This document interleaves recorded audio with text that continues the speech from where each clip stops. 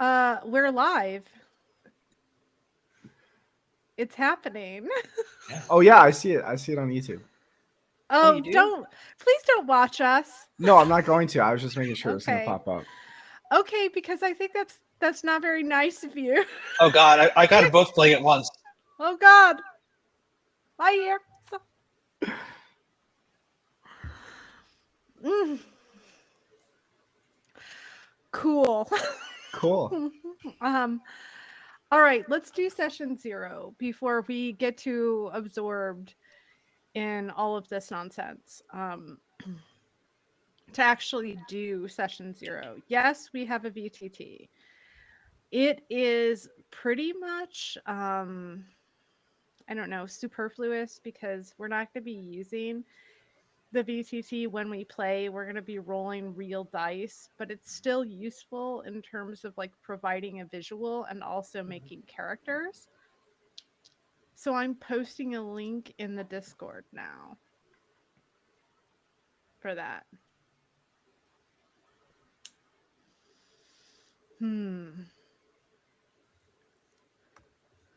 Okay, I just posted the link. You should be able to join now.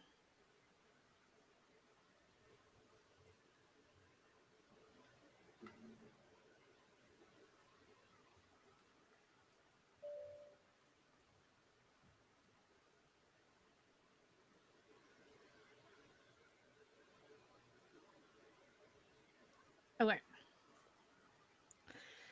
So, are we all familiar with the basic premise of the Monster of the Week game? This Yeah. particular Yeah. game? I think so. Okay, cool. Um to the one viewer we currently have, assuming it's not one of us, Probably I guess we can briefly explain what that premise is. So, the idea, which was voted on by the channel subscribers, is the idea of a little New England town called Siren Head. It is in Massachusetts that is under siege from sirens, like mermaid sirens. And we are having a session 0 to create characters based on that premise. I made a little map on our VTT Oh yeah. that you guys can check out.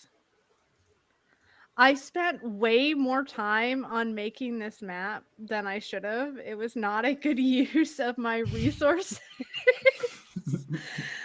whatsoever. Description to like this map generation thing. Yeah. And I like to play with it, and I seldom ever get to make maps for BTM. So I seize upon every opportunity I can get to waste my time making this needless visual. You want to say hi? Say hi. I know she is a big baby girl. She's really lazy today. I mean, me too. I feel that.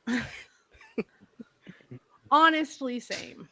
We are all Mimsy today. Mimsy is all of us. Okay, so that's the basic premise. We have the basic history of Siren Head up on the VTT, and we have basic character concepts. So, can you tell me a little bit about your character idea and what playbook you were thinking of? I read through it, some of them in the Discord.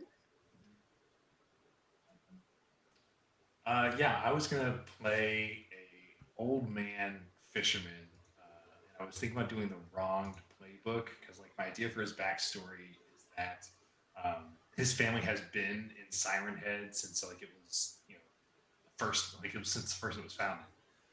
Just like a fishing family, um, and it's not unusual for there to be tragedy in like fishing families.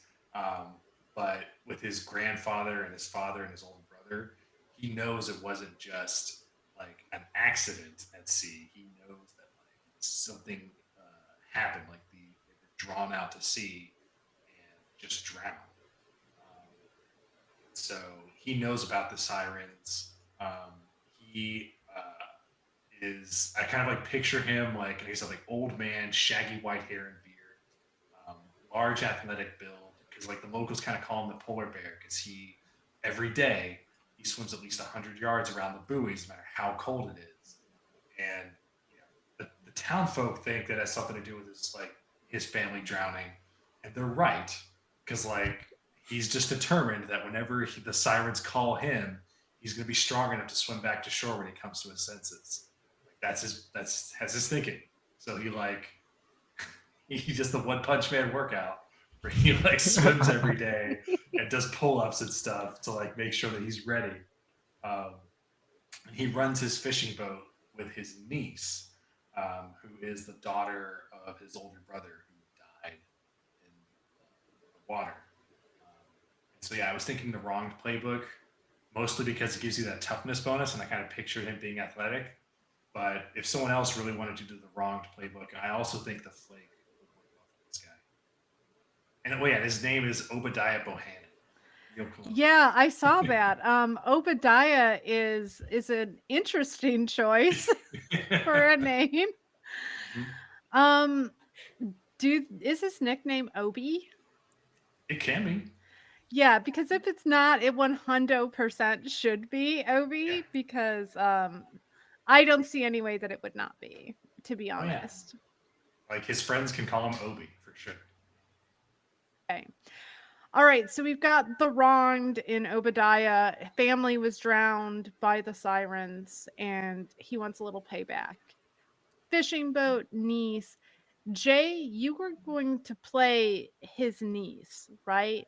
Yes, I was thinking about that. If that's cool. Oh yeah. Okay, dope.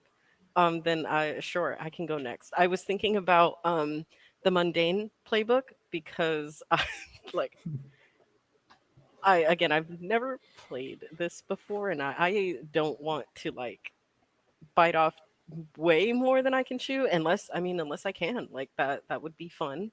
Um but I mean the mundane seems like something that is chill or like reasonable. I was thinking about playing a marine mechanic, someone who like fixes boats and just general fishing equipment around town. I think she is maybe like the bridge between like Obadiah's loner-ishness and the like civilization, like the rest of the people in town.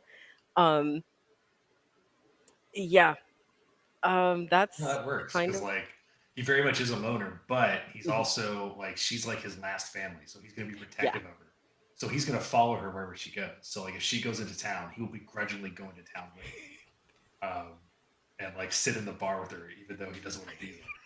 Let's stop one step before that gets creepy, though. So let's stay on the What's right creepy side. about that? What's creepy about having your shaggy Uncle Obi following you to the fucking bar? Is that a question? Sorry, I took it to mean that like she wanted him to be social. So like Yeah. she knows that he's going with her. So it's like, let's go to the bar, Uncle Obi. Like we can't just sit in the Okay. fucking fishing house all day. Yeah, that's where my head was at. I was not. Okay. Yeah. I just But now Yeah, I'm going where was your there. head, Dave? Come on.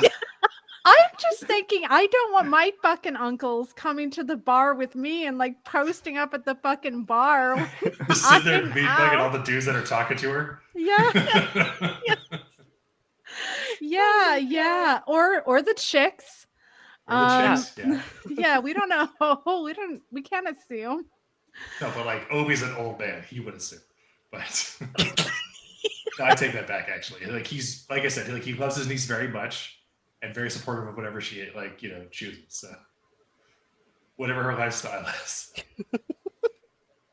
But yeah, I think that I do like the idea of like her kind of being like his bridge to like the social aspects of living in Siren Head. Okay. All right. So we've got Captain Shut-In and his niece. Cool. That sounds awesome. I'm here for it. No, in all seriousness, it's a sad story because you two kind of have this trauma bond, which is interesting. Um, what was your character's name gonna be, Jay? Um, Morgan Wade, but I mean, I can take the Bohannon last name because Um, it's the brother, right? yeah, well, I mean, like whatever you Universe. want to do. I was just gonna say, like, your family, like their family could have had the deal where, like, the girls took the mom's last name and the boys took the dad's last name, because that's a thing. And I so, didn't know like, that. yeah, yeah, Yeah, we'll do that so we don't fall into the oh, is that your dad kind of thing, and then right. oh wait, but that that could lead to like oh no, sorry, my dad's dead. That's my uncle, and like the whole trauma thing. Oh God. Oh God, it's awful. It's all bad. Yeah. Like, oh no, So that's yeah, just like my uncle. He follows me everywhere. It's normal. That's it's totally normal. normal. Yeah. Just Uh, drinking. Oh hey, yeah. hey, God. Brian. FYI, we are live. There's no one watching us, but we are live. I figured. I think I got a notification on my phone. We do have Ooh. two. It says we have two concurrent viewers, but I don't know if that means Ooh. now Yeah. or just at one point historically we have had up to two people watching us. Um, whichever. If we have an audience, hello. I hope you are now beginning to realize what you've gotten yourself into. It's not too late to turn back. Just close the browser tab. You can do it.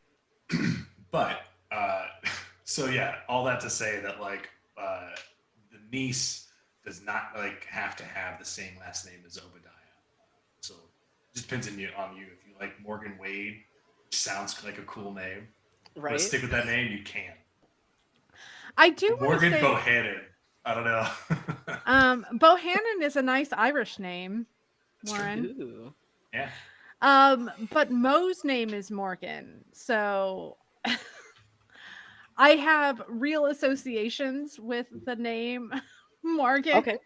I can absolutely change No, that. like if I accidentally call you Mo or something, and you don't like it, just let me know. No, you can.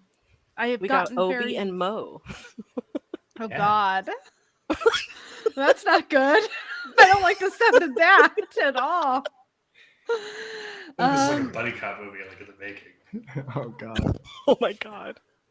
it reminds me of like one of those like highfalutin Etsy brands, like Oh a soap God. shop or something, or a Obie candle and Mo. company. Yeah. 100%. All right, Brax, tell us what your character is gonna be. So my character's a lot more rough right now. I don't have a lot of the finer details yet, but I am definitely thinking I'm leaning towards the monstrous playbook, and I'm I'm thinking I want to be because it's half human, half whatever. I think I want it to be like I was cursed or something like that, and I started manifesting like the monstrous aspects of it, and I do like the idea of sticking with like a Greek monster because they're sirens. So I was thinking like water nymph or maybe something else, but I think that could be kind of interesting to be like. I do think Greek monsters are kind of cool, but Mhm. in Greek mythology, the sirens were bird-like. Yeah, there was two different manifestations of like there were two like versions of sirens in the Greek mythology, but the most common one was like half bird. But yeah, I mean, I was thinking something along those lines, but I'm definitely open to suggestions. When you said a gorgon, I thought, well, that's cool. I've never heard that before, but I also have no fucking clue how that would work in practice. We all turn to stone. Game over.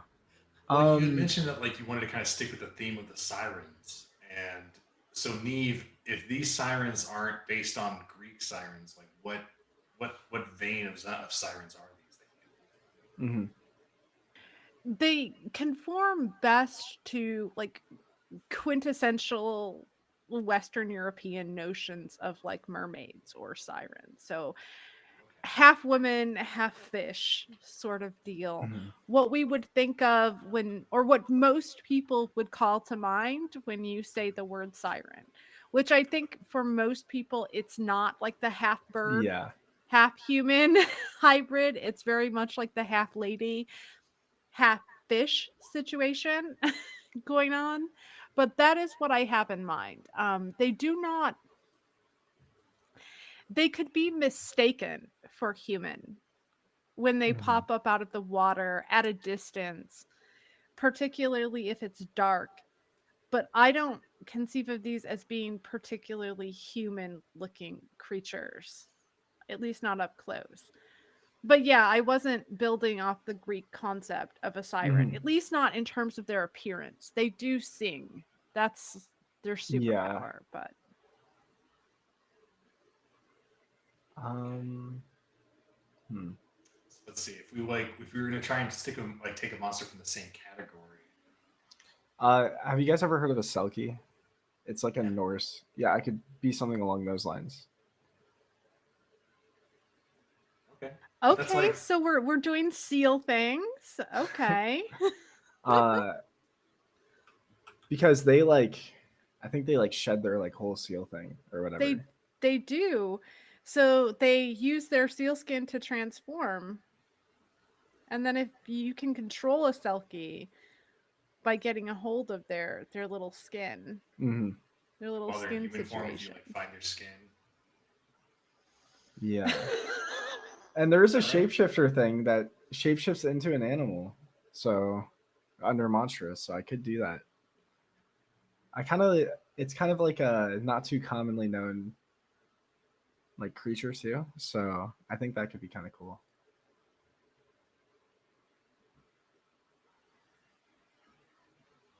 You're muted, Neve.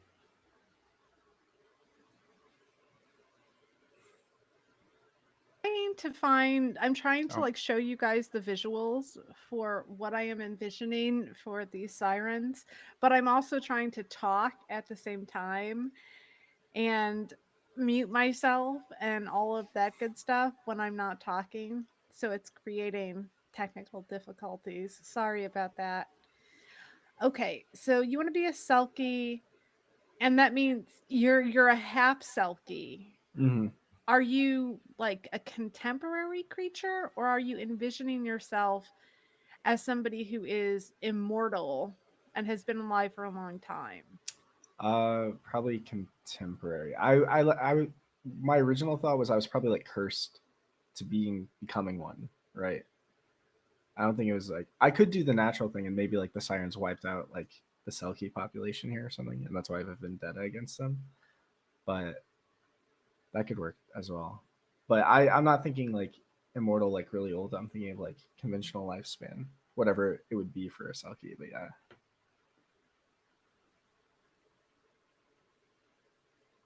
I'm into it. I have never ever seen anybody play the Monstrous Playbook as a Selkie. That one is new. I've seen some interesting things. Like I've seen a kitsune, I have seen an orc, a goblin, various fey creatures, but never a Selkie. So we're getting into uncharted waters. Well, you said that there was like but a shapeshifter like template already, right? yeah. So one of the moves for the monstrous is shapeshifting. Okay. Yeah. What were you thinking your weakness was going to be, or your curse would be? So looking through them, so when I was thinking of the other aspect of it, uh, Would it just be I your skin is a vulnerability? it could That's definitely what I be was thinking. that, but for vulnerability, it seems like it only really affects like taking damage or stuff like that. Um, I was thinking it could be I could do like Dark Master or like a variation of Dark Master where it's like if they have my skin, like they control me. in some capacity. I like that. So, yeah, do you need to be physically in possession of your skin in order to shapeshift? Let me I mean, let me according to read the up on Selkie legend, Selkies. yes, right? Like that, they have to like put their skin Yeah. on Because they change like it. they like get out of it and they get like back into it, I'm pretty sure. Right. They wear it like it's a cap. Yeah, it's like a costume almost. It's like it's like a furry, but he actually becomes the animal. Yeah, I mean, yeah, it is like that. Yeah, cool. What? Yep, it sure is. Ugh. I hate that now. I like completely understand it. Okay. Oh yeah, Okay. here we go. Here is what I have in mind when I'm talking oh god, it snapping to the grid. Fuck that. When I'm thinking about what they look like. If you look on the VTT, you'll be able to Oh. pick up what I'm laying down. Okay. So they are definitely beautiful, but in a very alien way.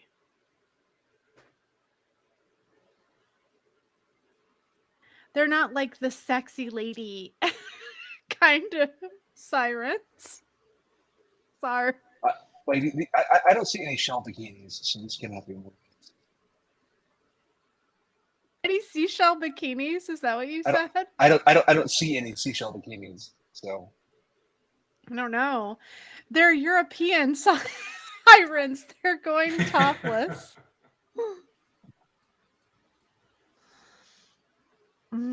Um, I don't know what to say. I'm sorry. I'm laughing because of like, oh, like I'm gonna okay, mute so it's like it's myself. gonna be like Shape of Water. We're gonna have that moment, I'm sure.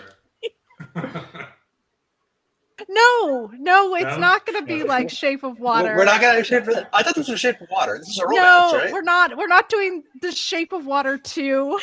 We're not fucking doing that. It's real weird. Oh, Yeah. I am a Selkie, so we got like the water It would creature work. thing down. And Selkies are like, I think all their stories are about like tragic romances. So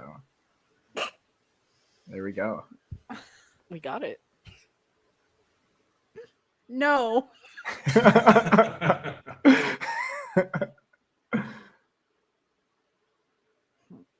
Moving on. J Prime. Tell us about your First character J. idea. First J.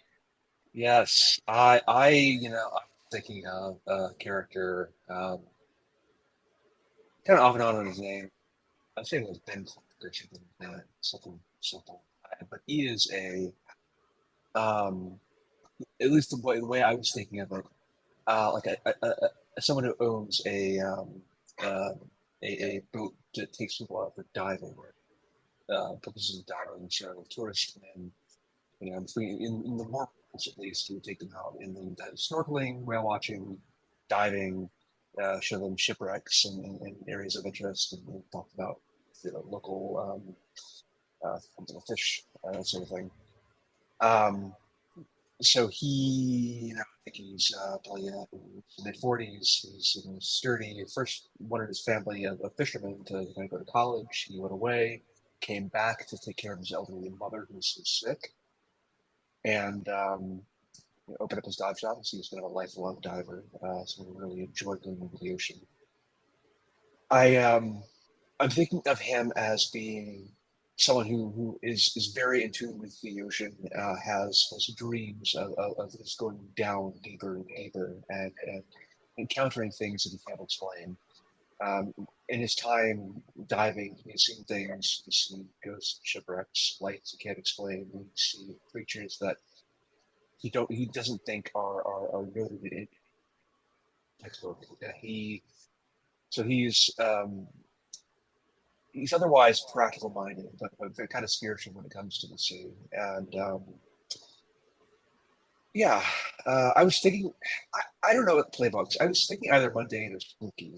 Spooky because of this kind of spiritual thing, but Yeah, I'm not sure the powers really work for what I'm thinking, so I can go either way with it. Any suggestions?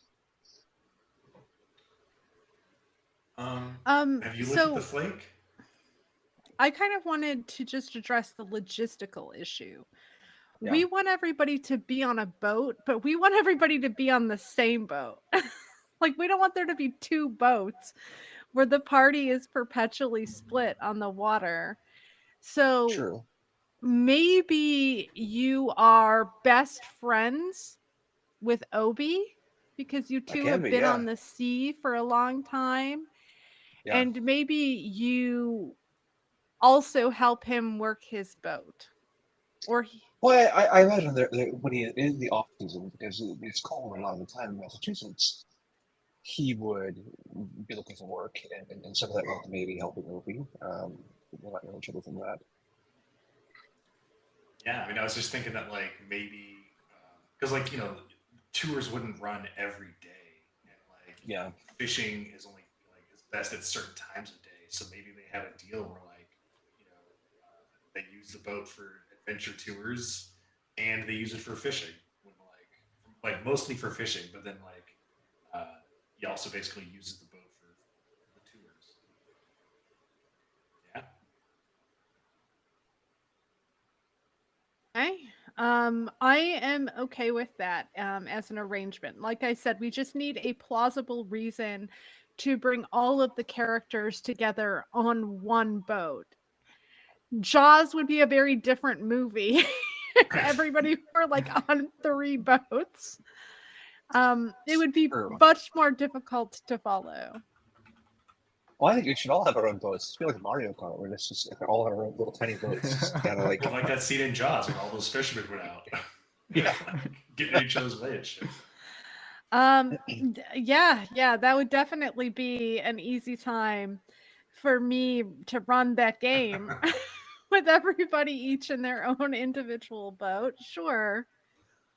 Look, Princess Mimsy vetoes that, and Princess Mimsy has spoken.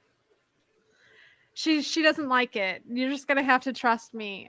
That she says she doesn't like it. Okay.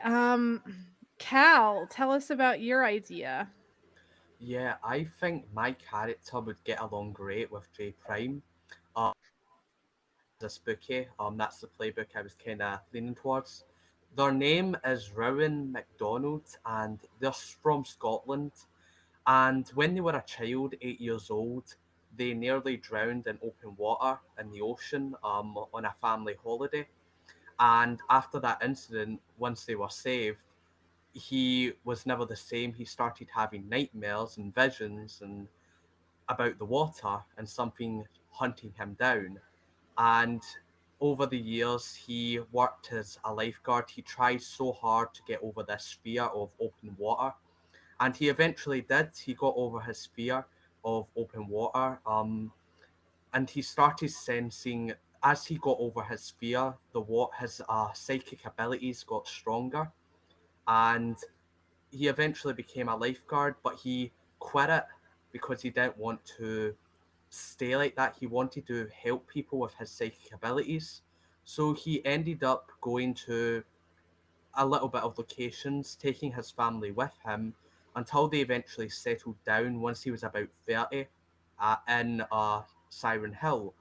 And he decided he wanted to become a medium and work with the police once these drownings occurred because he thought it was really strange with how much people are dying from drowning, and he helps people connect with loved ones who have drowned.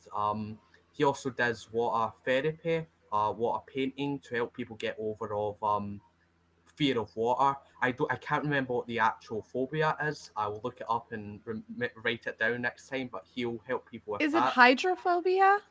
I think Sounds right. so. Yeah, hydrophobia. He helps people do that, and he's working with the police as an unofficial medium. You know how some mediums are called in certain small towns. It's not really a big thing, I don't believe anymore. But for small towns, he does help out. He's respected in that regard in what he in his profession, and yeah, he's very curious in the mystery of this. He wants to help the people, his family, his small kids are living with him on this island. He wants them to be protected. And yeah, he's trying to get into contact with anyone who knows anything about what is going on, and he wants to help hands-on approach. Okay, so if if you're gonna be the spooky, then I have a suggestion for J Prime. It's a small tweak to your original character concept. Okay. What if you're the crooked? You've been friends with Obi for a hot minute, but you had a brush with the sirens on your running one of your tours, and it caused a lot of trauma. So maybe you started turning to unhealthy means of coping with that experience and got into a little bit of crime. And so now you work with Obi and you're attempting to reform your image. Or maybe We could you're do just that. shady. Um I think I prefer the working to improve himself and a little more than being shady. Just, okay. There are other choices that we can have, but yeah, we don't have a crooked. So thus far we have the wronged, we have the mundane, we've got the monstrous. Cal has a concept for the spooky. But we don't have the crooked yet.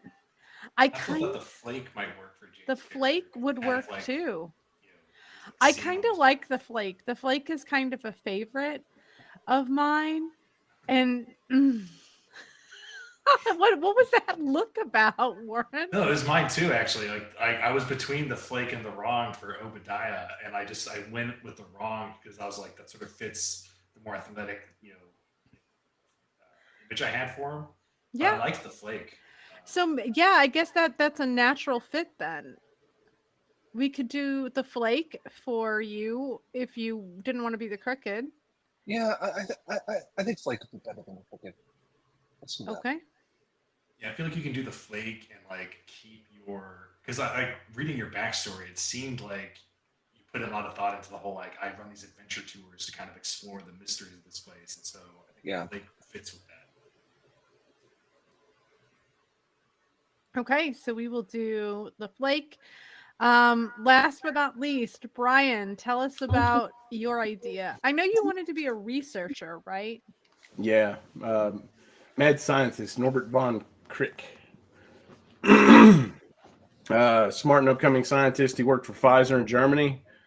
They moved him over to America because there was more research funding for the type of research he was doing, which was sea life and aquatic genetic integration with humans. And he got he became unhappy with Pfizer because they were just looking to make a profit, and he wants to help humanity evolve to the next level. So he broke out on his own and found some silent partners to invest in his research. And upon hearing Silent Hill might have some interesting aquatic life, he wanted to go ahead and secure a room on a ship with a a little lab in it, maybe a holding cell. Oh God. It's Siren Head. We've kind of changed the name. It went from Siren Head to Siren Hill to Silent Hill. Am I in Silent Hill? And Oh, now no. we are proper fucked. This would be an entirely different game if it was in Silent Hill. Okay, so maybe you are leasing out space to do weird shit in Obi's boat, which could set up an interesting sort of tension between Norbert and J Prime's character. What is your character's name? It was the last name was Me? Nunez, wasn't it? Oh, I went with Ben Clark, I think. I put Oh, Nunez in the Clark, chat in gotcha. Discord, but I went with Clark. I There think. could be some tension between those characters because he's up to no good.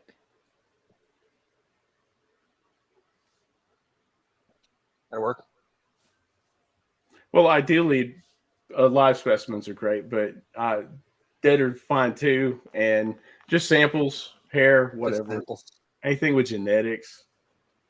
He knows his profession is pretty unsavory for most people, so he probably oh yeah, wouldn't talk a whole lot about that. He'd go with the whole line of protecting people and learning to protect people from these creatures. Gotcha. Gotcha. So this gives us all a reason to be on Obi's boat, with the exception of Braxton's sulky and Cal's spooky. I was thinking maybe you could stow away Cal because you had a premonition of something bad happening. Yeah, that would work. Yeah. Of something really bad happening, I could see him distancing himself from his family and the police force and stowing away. Yeah, that works.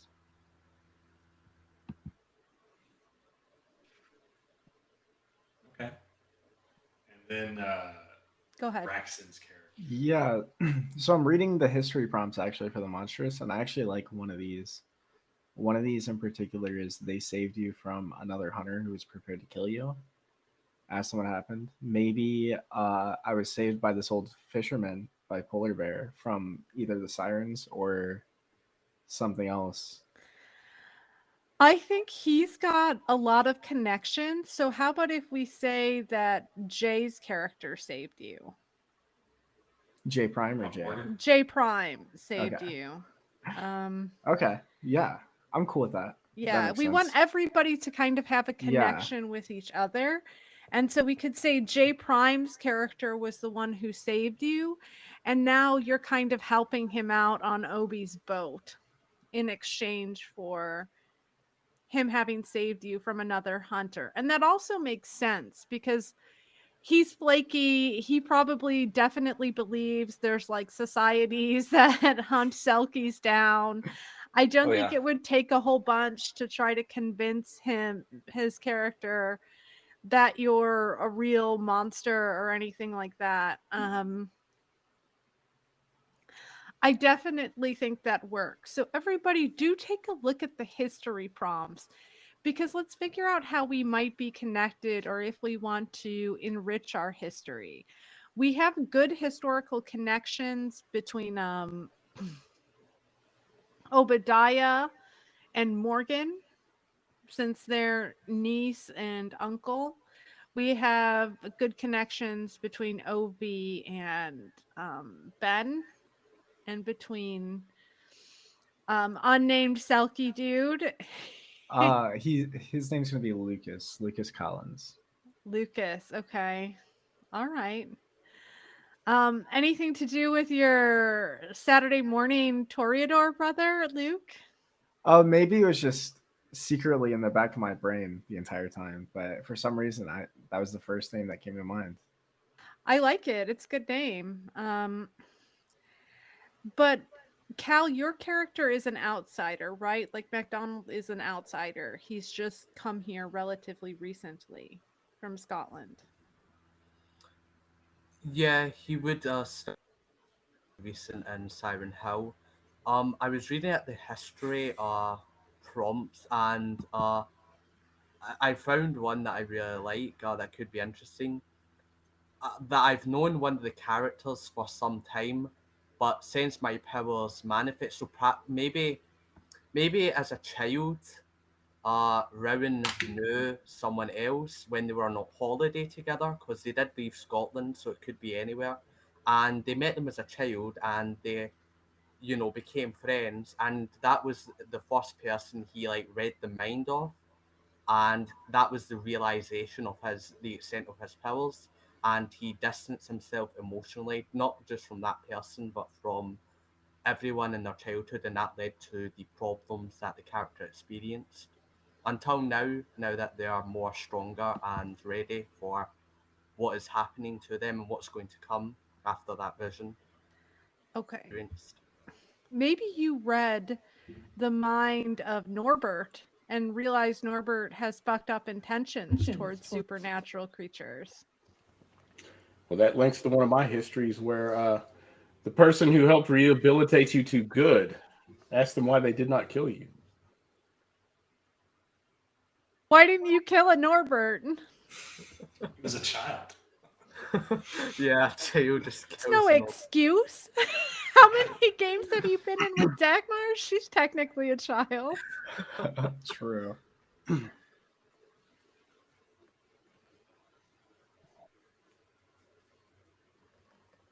You're never too young to kill your enemies, okay?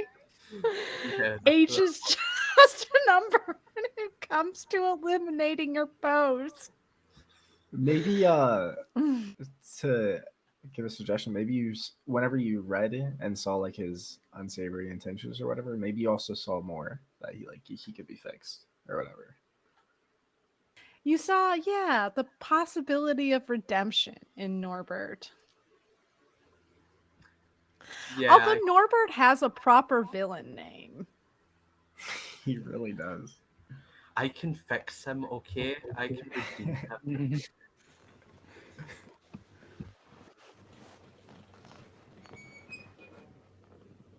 Baby. I'm There putting she her is. down. She's wiggling now.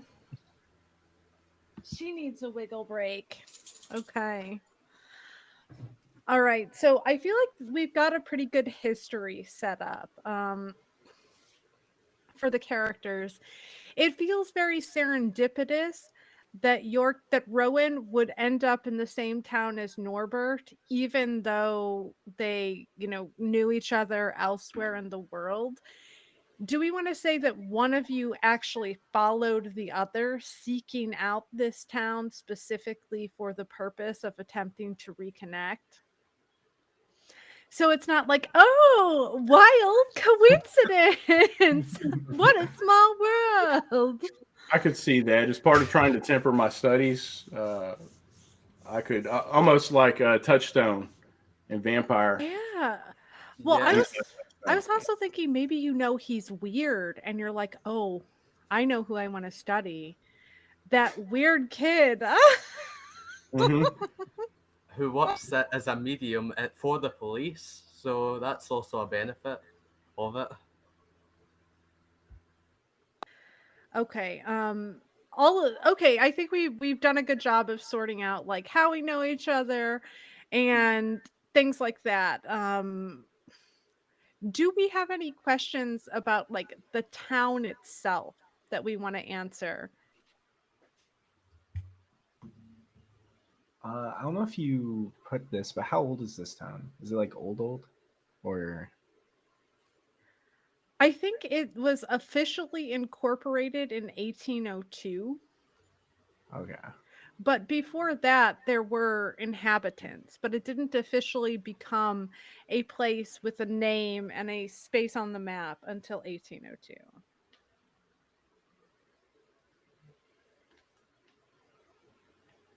So I'm looking at like the info stuff, and there's the Siren Head Oceanographic Research Institute. Is that like a connection for Norbert that could be used to like get him like on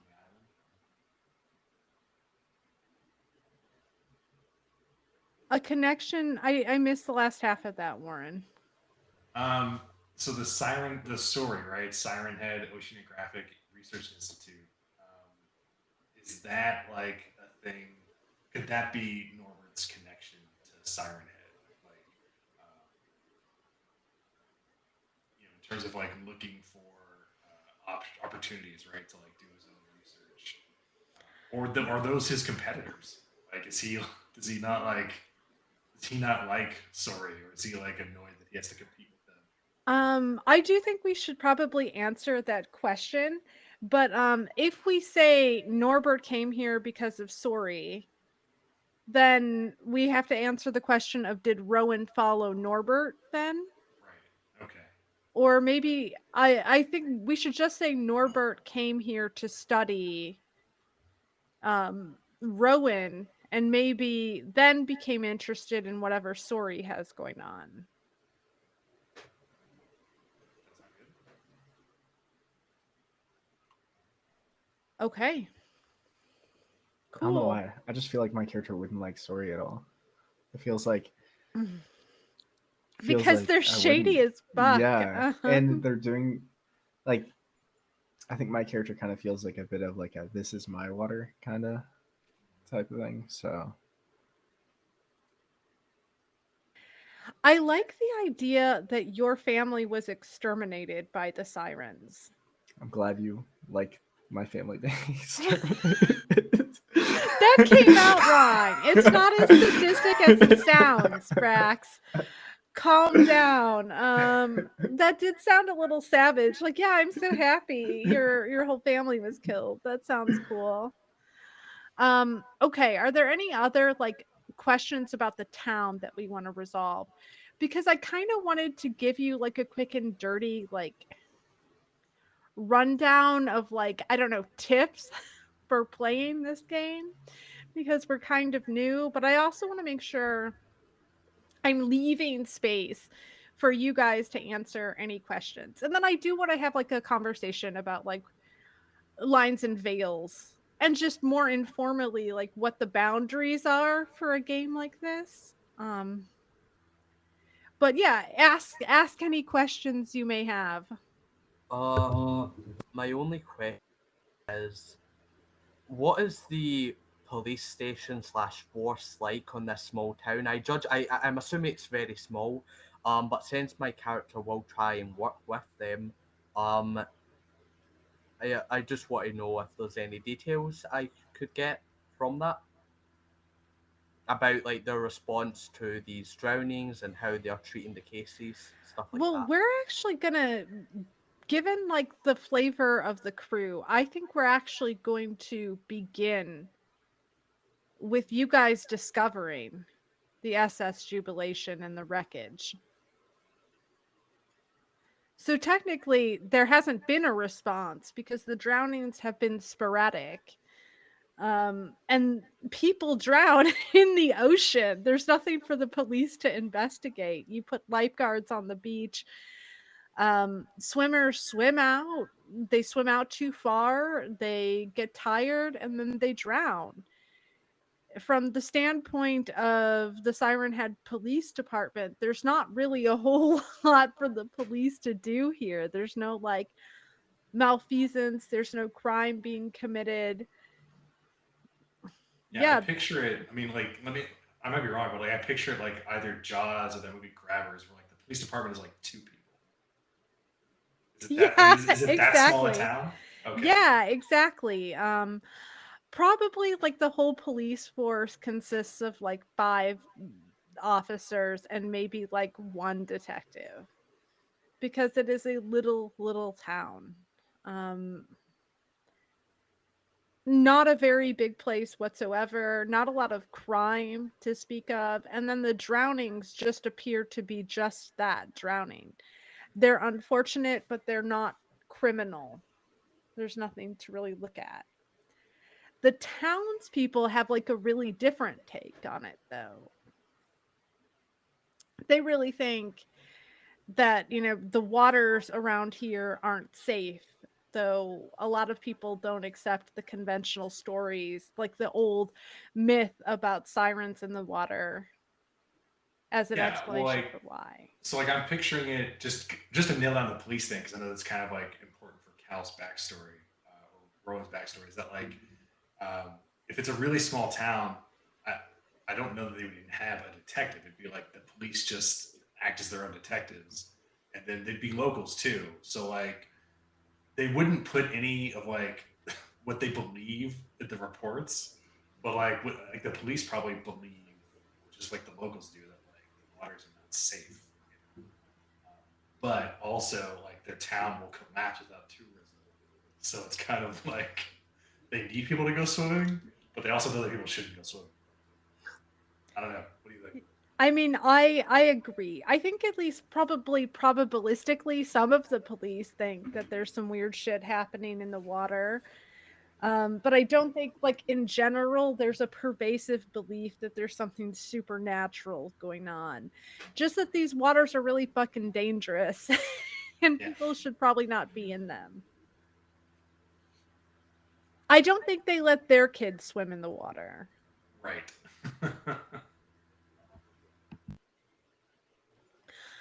Okay. Any other questions we have? What year would this be in?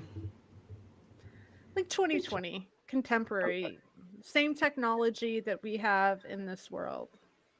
In this world, you know. How long ago do you think the Selkies got wiped out?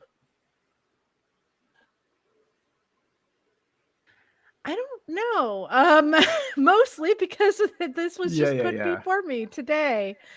I am open to suggestion. When should the Selkies have gotten wiped out? What is interesting?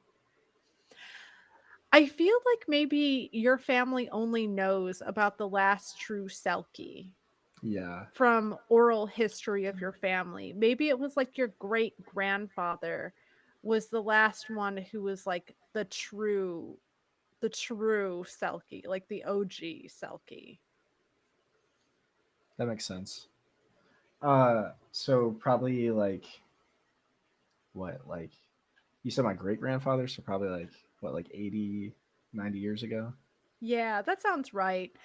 But I think we should like give them a more aggressive history. So before they died out, let's say the Selkies were driven out of the water where they Hmm. couldn't hunt or play in the water anymore because of the sirens. The sirens aggressively chased them out of their habitat, forcing them to live their whole lives more or less on land. When they want to exercise their Selkie nature, they got to stick to the shallows, or else the sirens will come for them if they go into the deep water. Yeah, So and like, so I'm picturing like this really tragic history of like they weren't like murdered or like killed. They were just driven out, and like so like the Selkies were basically forced to become human, and like maybe some of them gave up their skins and just became human just out of sadness and like just missing Yeah, the ocean so much. exactly. yeah, That's And like, exactly what I was going for. okay, Yeah, I think you guys were yeah, I like basically that. forced to live a land-bound existence for the most part if you wanted to remain in this area because they will hunt you down and kill you and if possible take your skin. Hmm. Okay, cool. I like that. Okay. All right. Any other questions? Any other matters we should resolve before we get into the quick and dirty guide to Moto? I guess just to clarify like how big this boat is, it's like I've got a lot of people on it now. Uh, so it's gonna be bigger than the boat in Jaws, right? I'm thinking there was this film I watched. It was like anyway, but it's like one of those fishing boats that probably has like a crew of like six usually. So it's gonna have like bunk beds and like a captain's quarters and stuff, and like one of those big like ice tanks for like keeping the fish catch, and one of those like big nets on a crane and stuff, which obviously can be like repurposed for like scuba adventure gear and shit. Um, but yeah, I'm kind of thinking like this has to be like a fairly big boat. It's gonna like accommodate the equipment and the people that are gonna be on it. Does that make sense? Yeah. So, yeah, it would be helpful if you could like in between now and when we actually play session 1 give Yeah. me like a good sense of how big the boat is so I have Right. this is going to sound bad but so I have some idea of how much damage the boat can absorb before you all go into the drink. Yeah. Okay. I'll find a reference for what I'm thinking or imagining. Okay, cool. Because I was initially picturing a boat very much like the Quint boat from Jaws. Um, and of course you have to name it. Oh, right. Yeah. I think you should name it after Princess Mimsy. Uh. Okay. You don't have to. I just think it's very consistent with the branding. That's true. Yeah. You can like call it the Mimsy Express. No, wait, that's for trains. I don't know what I was saying there. The Mimsy Express. Not Express. trains for a boat. Okay. Okay. There you Um go. details. Let's not get bogged down in too many details. So, just kind of a quick primer. The game is meant to be kind of fast paced. Okay? So if you see something mysterious, what what do we want to do? Investigate it. Exactly. We don't want to have a conversation for half an hour about like how this connects to our troubled past, right? Like a mysterious thing happens, investigate it. We're using the flexible investigative mystery option, which means you have the ability to ask sort of custom questions that make sense in the specific scenarios that we are dealing with.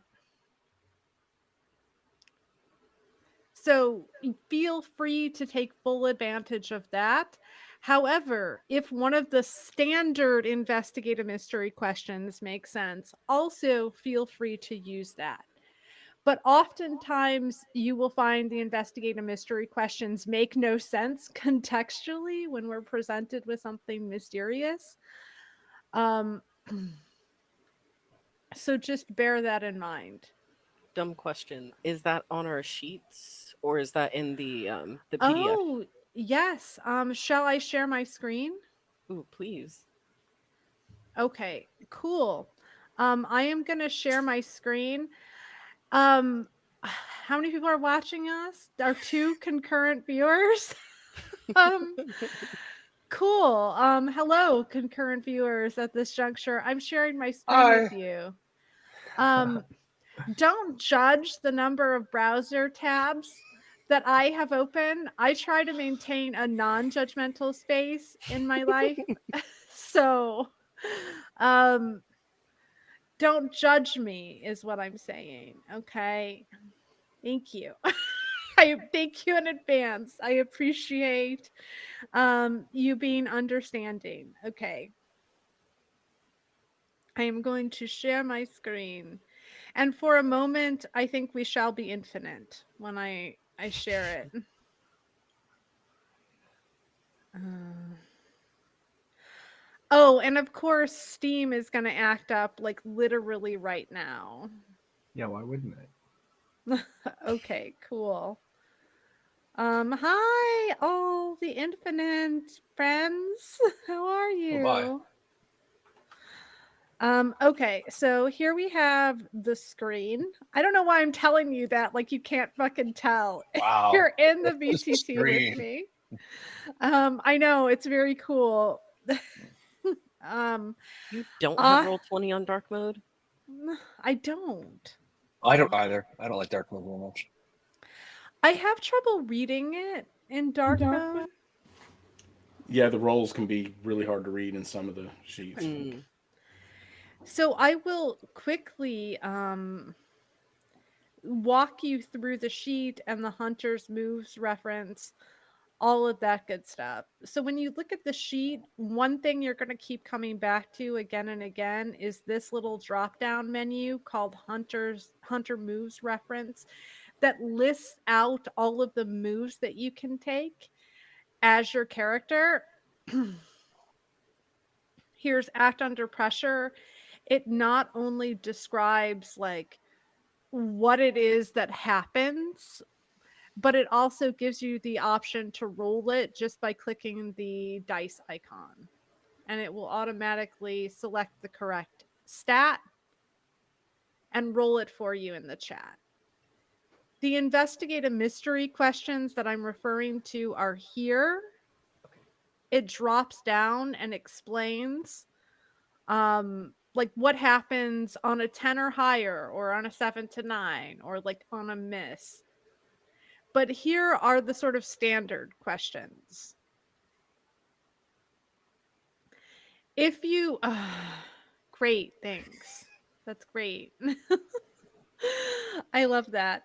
If you look at it, you can see that like some of them, many of them would not make sense as like a general rule.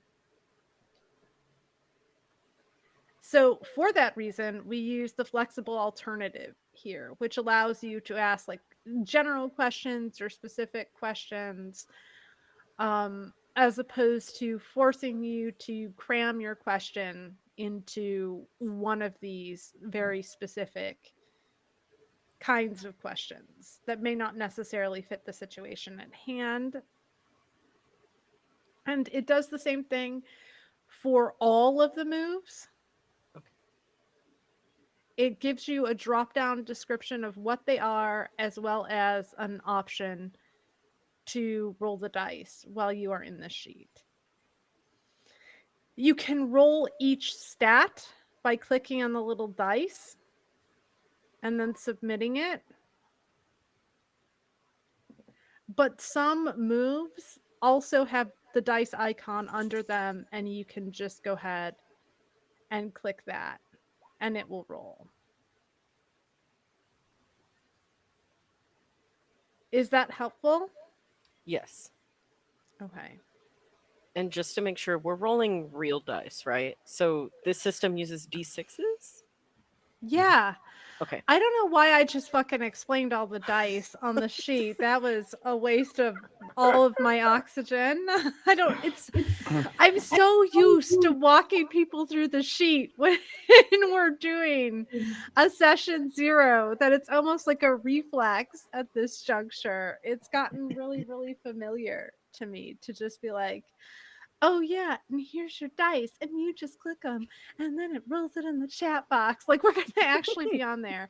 But yeah, everybody has spoken, and they do indeed want us. They seem to want us to be rolling actual physical dice. So that is what we are gonna do.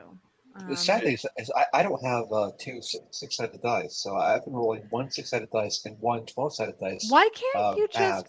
Why can't you just pillage your board games? Do you not have board games? I have very few board games around here. I'll be honest. I might have What some. Though. I kind couldn't of look. grown man doesn't have an extensive collection of board games? That's a good question. Not this one, apparently. We need to ship you another D6. Yeah, if you could, thank you. I need that. Oh, geez, we think that you earning all that big money, you could get yourself Oh. a single D6, dude. No. I can't afford it. I mean, money's tight right now. It's a real investment. It is. Well, I had to get like the expensive metal dice, so you know, I mean, one of those suckers can cost like $4. y'all, I fucking follow so many like dice makers on Instagram. It's fucking insane. I have like it's like dice porn. It's straight up dice porn on my fucking Instagram. Like it's real nice. And I'm like, oh yeah, that's a nice D10.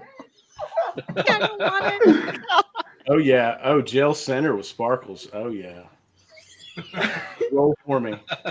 Feel good. Let me hear that dice roll. I love that. Like I could picture exactly what he was talking about when he said that. Oh my god, yeah. I have some of my favorites here, some of my babies right here. I'll show them to you guys. Look at the bubbles Oh, inside. nice. Isn't that nice? It's really nice. I've got your standard glitter, you know, very basic, but also very pretty. It's got some shimmers in it. Have you seen the Bluetooth ones that will sync with Roll20 and other software? The what? The Bluetooth ones. the wireless No. thing. What? Yeah. What? Yeah. That's a thing? Yeah, you roll them Look at and this one. it'll Look at this one. show up in something. Googling that. All right. I feel like we're going in a weird direction. Yeah, let's Let's calm down. back to the Let's calm down on the dice. Don't wanna start acting up too much here. I don't want to excite anyone on the stream by showing off my dice. We need to put the censor bar. If we weren't making any money, we would be demonetized right now. All the dice. It's awful. Like, what would happen if Mo walked in on you? It'd be awful. Bitch, we would have been demonetized like from the first time I said fuck. Like if they demonetize you, if you start going crazy with the swear words, and we all know that I have a very foul mouth oftentimes. Whew. That being said, yeah, so the first scene, I'm going to have you come across something mysterious. We're starting on the ship because I don't think it's very interesting to start on land and then take forever to have like the encounter with the monster. And we're like 8 sessions in and our monster of the week game hasn't monstered yet. We need to monster from like the jump. So do not hesitate to investigate a mystery when something is mysterious. That said, keep in mind you still need like a way to answer the questions, that you pose to me. If you plausibly can't answer the question with like the information you have or the equipment you're using, I'll ask you to ask another question. Make sure you are familiar with what happens on a miss so you're not sideswiped by that. Know that when you kick some ass, you get your ass kicked a little in return. You can't like freely walk up and just punch monsters in the face. um, just without any consequence. It does not work like that, unfortunately. It would be cool if it does, but that's not how it works. So they will likely inflict some damage on you. Unless you are like a character with great tough and you have like an ability to like absorb damage, like unquenchable vitality. Fist fighting the mermaids may not be the best option for you. Okay. I'm just envisioning Obi just like walking off his boat, ready to fist fight. Just a big knife in hand. Ah! Canon. That said, should we talk about luck points real quick? Do we understand what luck points are? It's pretty straightforward. I It's understand like- what they do, but they don't recover, right? Unless you level up or whatever and get the thing. Yeah, unless you level up multiple times, Like 6 times. and get an advanced improvement. Once your luck is gone for good. But it is like a real saving grace because it means that you can change a success to a 12 or negate damage from one hit. And all of those things are really, really cool things to be able to do. So, what is doom as far as like you run out of luck?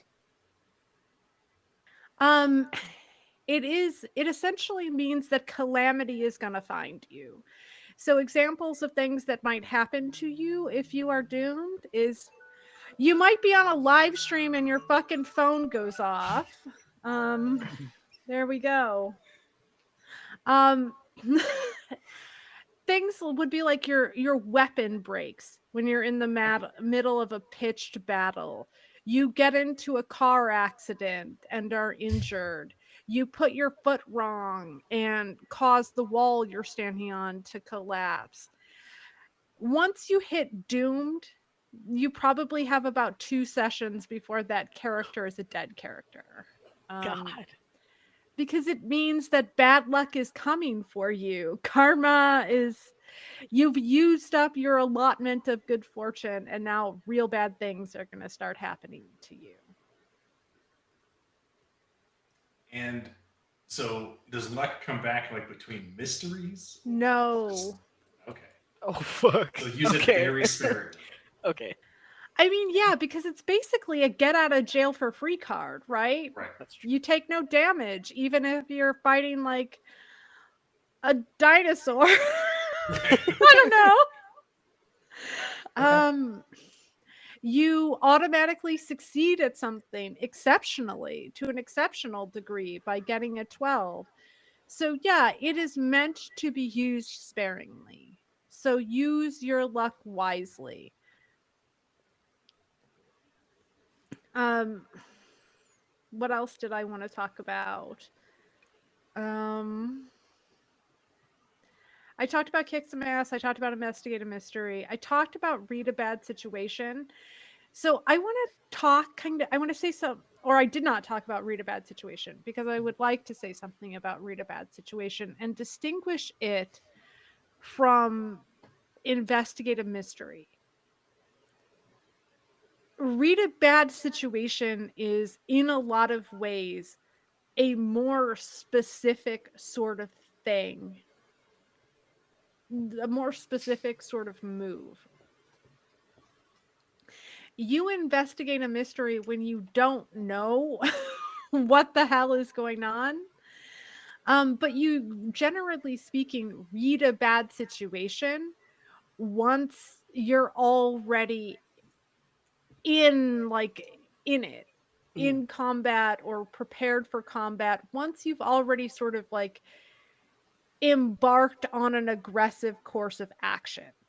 So, that's why when you look at the read a bad situation questions, they all pertain to taking some sort of aggressive or defensive stance, right? We know what the danger is. We've identified it.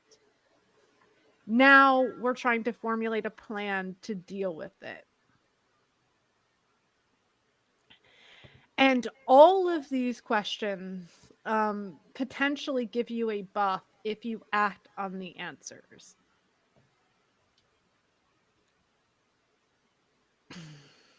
Does that make sense? Yeah. Yeah. Okay, cool. It is not like investigating a mystery where the purpose of asking these questions is to figure out what the fuck is happening.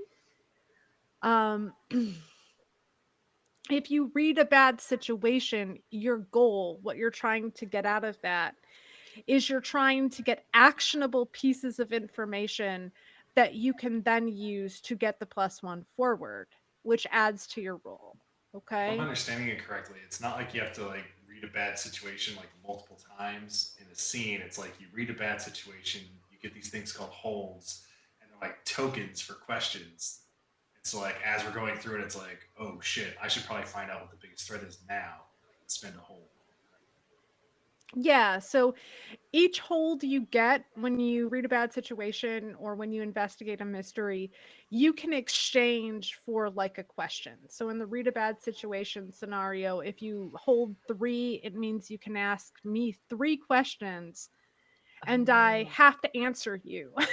um I have to answer you honestly and truthfully, etc., about the question, and when you act on that you get the +1. However, be aware that you only keep the +1 while you are acting on the relevant piece of information. If you ask, like, what's my best way in, and then you get in, you don't get to keep the +1 to the roll because that information is no longer relevant to you. So use those holds wisely. Um yeah, so I hope that distinguishes a little bit between those two moves, because they can seem quite similar. And I also want to talk about manipulate someone as a move. You can't manipulate a monster unless you have Dark Negotiator, and you still need some way to communicate with the sirens in this case, because this is our monster. Um, so that means you need to be in their vicinity. And you need to genuinely give them a good reason to do the thing that you want them to do. Manipulate a person isn't mind control. Mhm. If you can't come up with a convincing reason why the person you're manipulating ought to do the thing you want them to do, um, it's not going to work regardless of what you roll. Here's an example. If you were fighting a vampire, like, and you had Dark Negotiator, it doesn't matter if you roll a 12, unless you have like a damn good reason, you can't like manipulate the vampire to just like disclose where they sleep during the day. Like, that's just not going to happen. You need to be more subtle than that. It's use common sense in what seems like a reasonable sort of manipulation and what seems like an implausible kind of manipulation. When it comes to manipulating other hunters, you always get a choice. You can manipulate each other, but the player always ultimately chooses whether their character does the thing or whether the character doesn't do the thing. The only difference manipulating a person makes is it gives the player being manipulated experience based on how you rolled to manipulate them.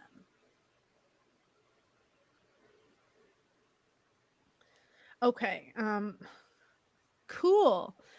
Any questions about any of that so far? Just to circle back to luck, when you spend a luck point, something bad happens from your playbook or inconvenient. Is that right? Or is that just on mine?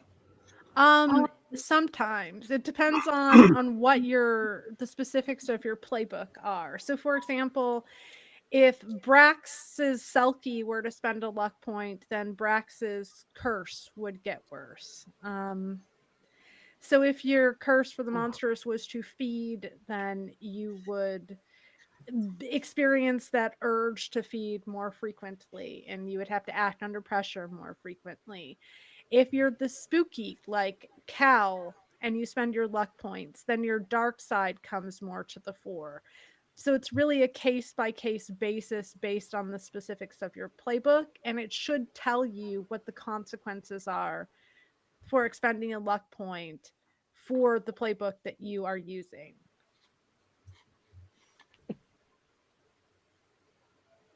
Got it. You okay, J Part 2? You look a little. Yeah, I was trying to I was trying to mute myself before I sneezed, and I wasn't able to. So like I kind of swallowed the sneeze. It was a little weird. Don't worry about it. Okay. Okay, nothing to see here. Nothing to see here.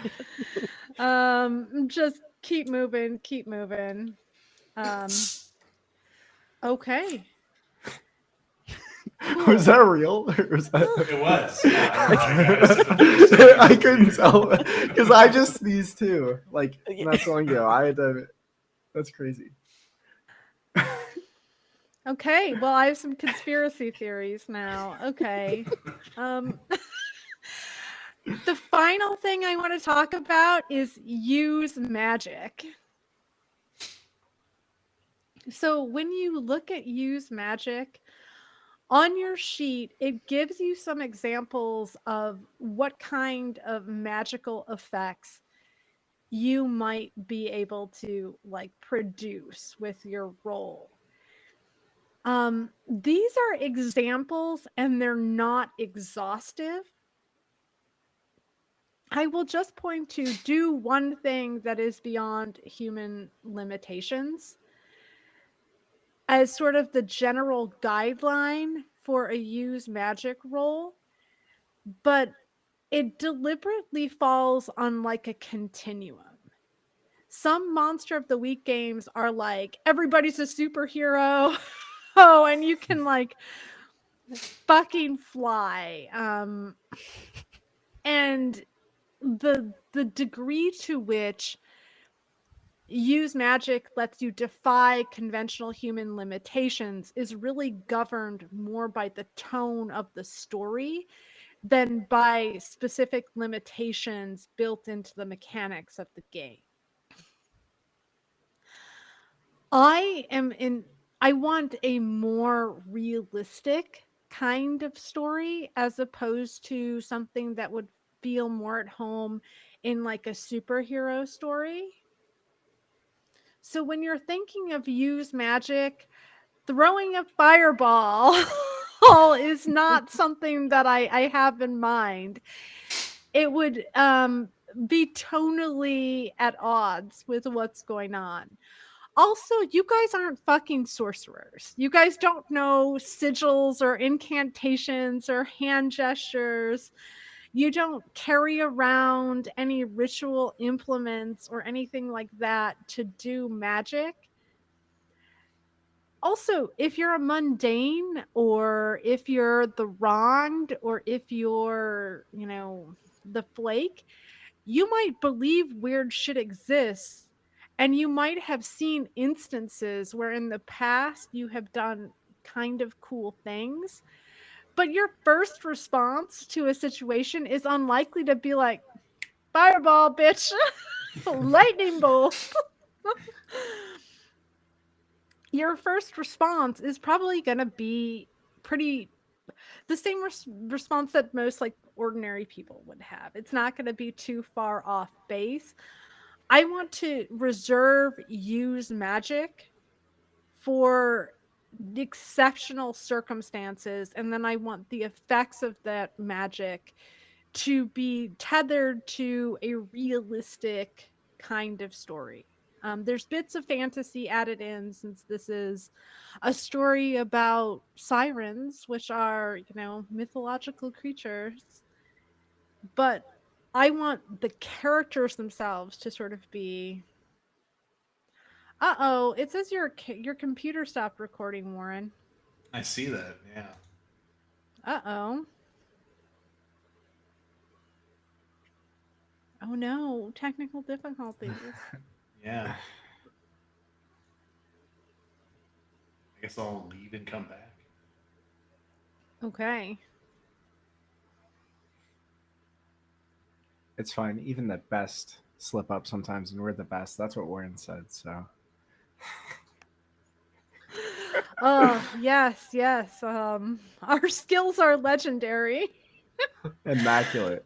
We're known across the land for our amazing mastery of the technical elements of the stream. Of course. Yes, indeed. Welcome back, Warren.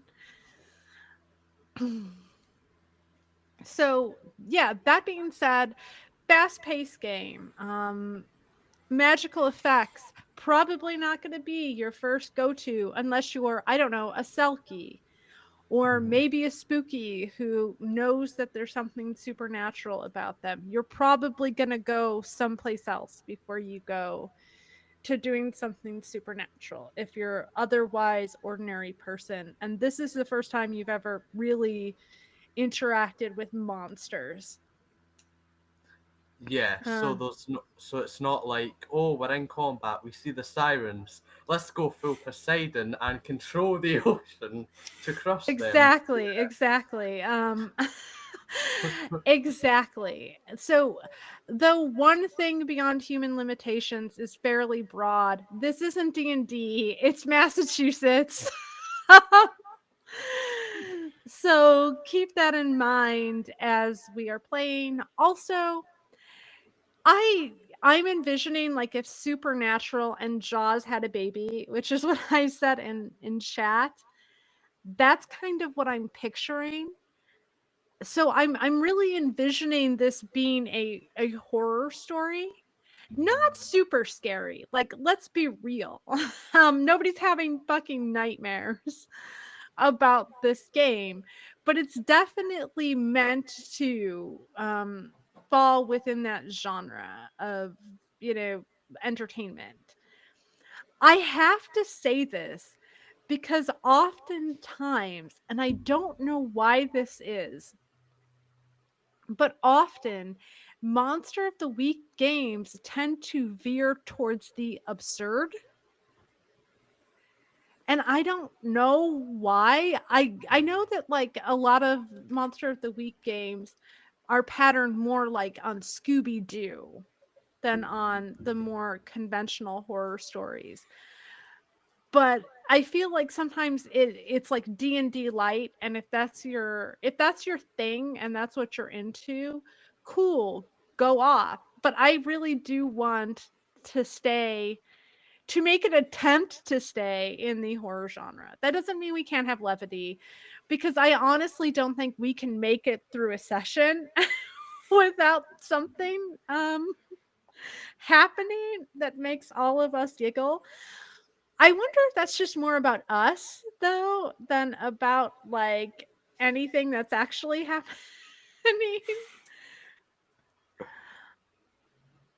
I tell myself that it is because I have such a great sense of humor.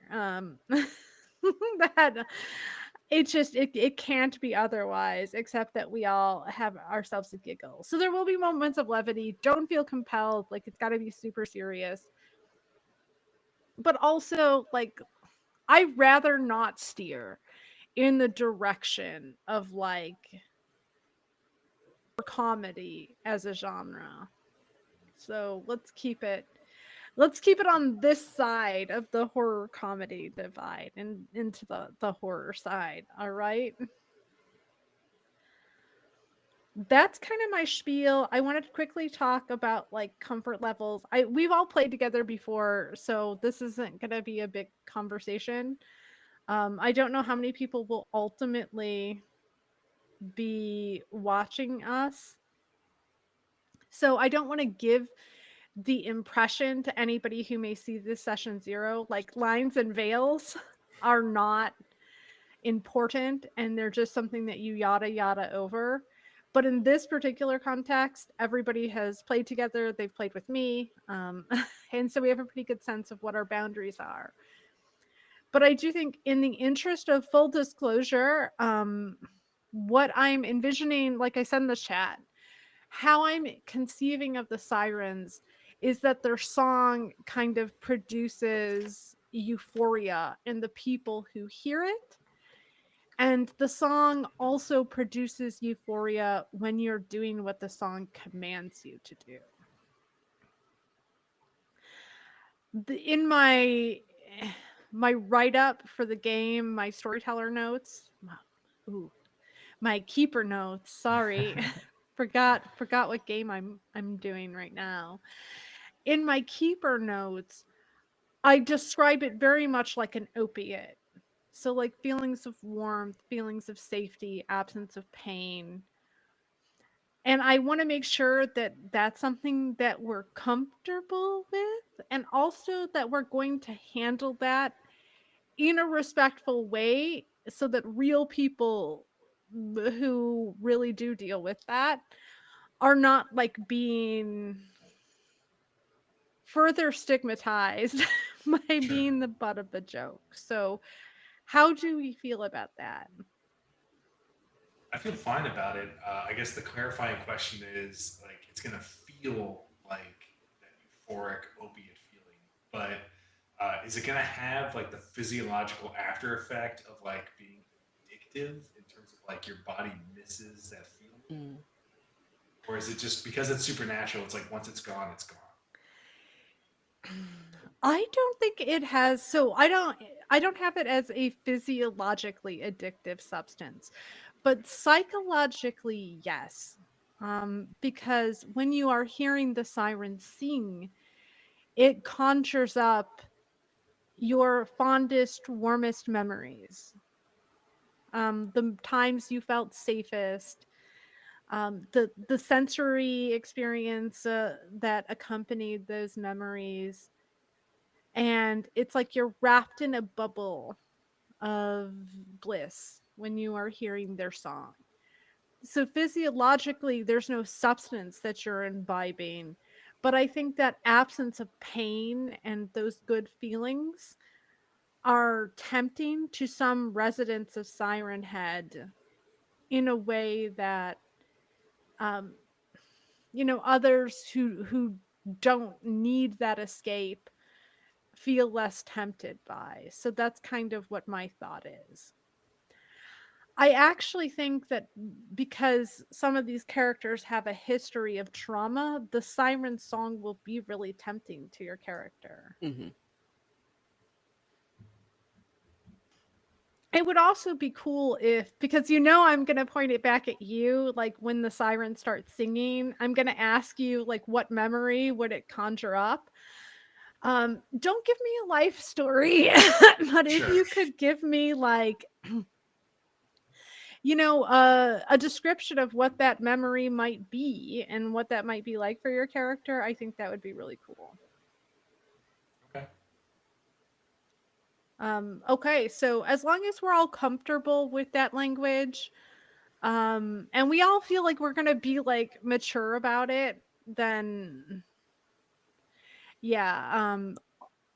I did kind of want to get a baseline and take the pulse of how comfortable are we with your autonomy being removed in the scenes when the sirens are singing.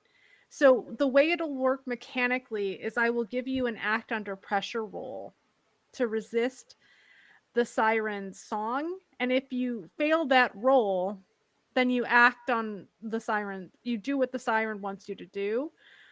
I'm open to even playing it the way you would if you were being manipulated by another hunter. So you're not totally robbed of something if you choose Right. to do what the sirens want you to do. Um, but your hand, if you fail, your hand will ultimately be forced by the siren's alluring song. And I know that that can sometimes feel like shit. And I just want to know where we are with that. I would never, I hope you guys trust me enough to know I would never just like arbitrarily do that to you. Yeah, yeah. Yeah, I'm cool with it. Yeah, I'm cool I'm with cool too. Yep. As far as lines and veils, does anyone have any like phobias of crabs or any other sea creatures? I'm afraid of sharks, but I'll deal with it. There are I hate- sharks in the first session, Warren. I hate I know. the sea. When I was in Hawaii, I went snorkeling, and it was like I got in the water and I had a panic attack. It was Are you I s- almost oh drowned. my Yes, it's God. awful. Yes, Are I you had to get back on the boat. serious? Yes. Oh my Um, I God. I was sure I was gonna get like drown or get eaten or something. It was awful. I'm so So sorry, Jay. oh That no, it's okay. sucks. No, it's nothing as serious as that for me. It's more like if I'm swinging a pool by myself, I'll be a little creeped out because I'll think about shark Yeah. attacks. I actually That's have it. the same sort of thing, but for Okay. me, it's when I'm in the deep end of the pool at the Y. Especially if I roll over on my back, I'm thinking, man, I'm fucking shark food right now. Like a shark could just come up and fucking bite me in the ass. These Uh, for I me, blame too, the film Jaws because I watched it. It was Yeah. such a good film. I watched it so many times, like growing up. But yeah, when I can't see what's under but the they're such sea, cool creatures. yeah, Mm. I actually both like sharks and am very terrified by them. Yeah, I'm in that same boat. Yeah, and like I also like have before Shark Week got really ridiculous. I really enjoyed Shark Week for its factual content, but I also I'm not gonna lie, have I watched the Megalodon thing? Yeah. Is that fucking scary? Yeah. It's real scary shit. The Meg is one of Jason Statham's finest films. um no comment on that. I'm just gonna keep my opinions to myself. I don't want to court controversy. Jason Statham related controversy here. Oh, I know. We're gonna hear it in the comments section. I can hear the keyboard now. Like the pounding now. But I'm glad to know I'm not the only person who gets scared of sharks in the pool. Like, especially if it's like alone and, eerie and you just hear the sound of your own swimming. No, thank you. Yeah. Hard pass. Yeah, I've But gotten better. I can now, it just creeps me out. It used to be like if it got too, I sometimes don't have to get out of the pool because I just couldn't take it. Like Yeah. now it's just kind of like I'll think about it, I get the shivers, and then I just let it go. I didn't mean to laugh. I wasn't laughing at you. I was kind of laughing because I also have done the same thing. But it was like legit when I was swimming in the lap pool and I was like the only person doing laps and I just like, no, man, fuck this. I'll do cardio some other way. Like I'm No, it's just a fine. I did not. sitting duck here. I also laugh at it because I'm just like, I'm in a fucking pool. It's ridiculous. But Jay, that does sound kind of serious. How Oh, should yeah, I we should. approach it? Oh no, I'm fine. I'm totally fine describing it or thinking about it. It was just actually being in the ocean that got me. I think that yeah, um, I don't know how to swim, so that was part of it as well. Oh, well, geez, So that would be fucking scary to go snorkeling if you can't swim, I yeah, guess. so but yeah, I should be fine. I've seen a shark. Yeah. It was one of the little tiny ones, though, like the little tiny reef sharks, not one of the cool ones. I was still fucking scared shitless, though. I'll be real.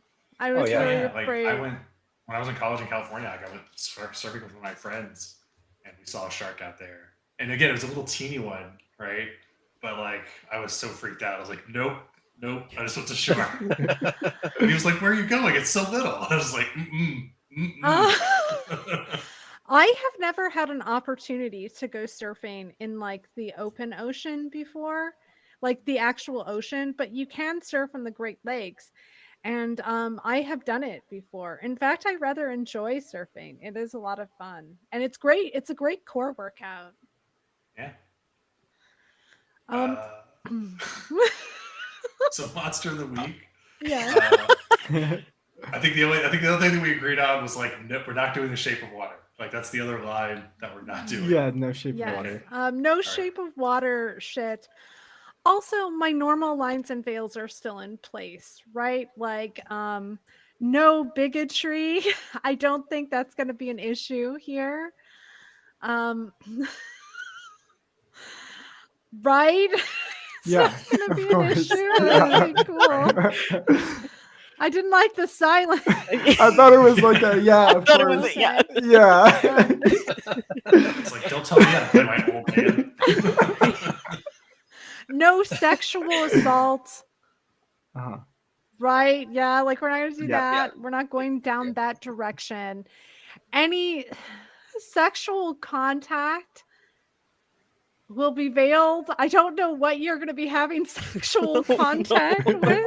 We Um, just Simon, come on, Shape of Water. Shape of Water, we're back. I'm gonna romance some mermaids. It's gonna be great. it's going to be veiled. That's what it's going to be, Jay. It's going to be fucking veiled. You do what you want, but it's going to be veiled. You're just going to roll your cool. And then like, I have some Tetra Flakes for my lady.